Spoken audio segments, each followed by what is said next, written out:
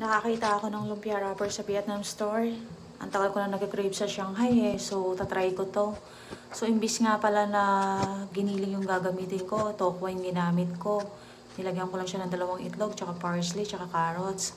Tsaka asin paminta lang. Maarte ako ayoko ng mga makolesterol, kaya mas pinili ko yung tofu. So ayan, mash lang, mash. Ito nga pala yung ginamit ko. First time ko lang itong gamitin. Rice paper yung tawag nila. Dapat to babasain. Pero nasira ko siya. Dapat pala diniretso mo sa gripo, hindi sa malukong. Ayan, sira na. So, pero tsinaga ko rin yan. So, nilagyan ko lang ng 2 kutsara, roll. Then, habang tumatagal nga pala, parang lumalagkit siya. Siguro dahil rice siya. So, yung pangalawang try ko, diniretso ko lang ng basa sa gripo para hindi nasira. Ayan, roll lang ako ng rolls. Tumatagal siya habang tumatagal. Ang lagkit-lagkit niya na. 5 lang yung ginawa ko kasi 5 months namin ngayon. Kaya 5 lang. So, ayan, prito lang, deep fry.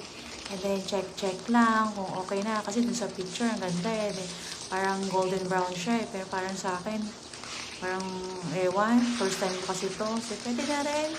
Ayan, sunog siya. O, diba?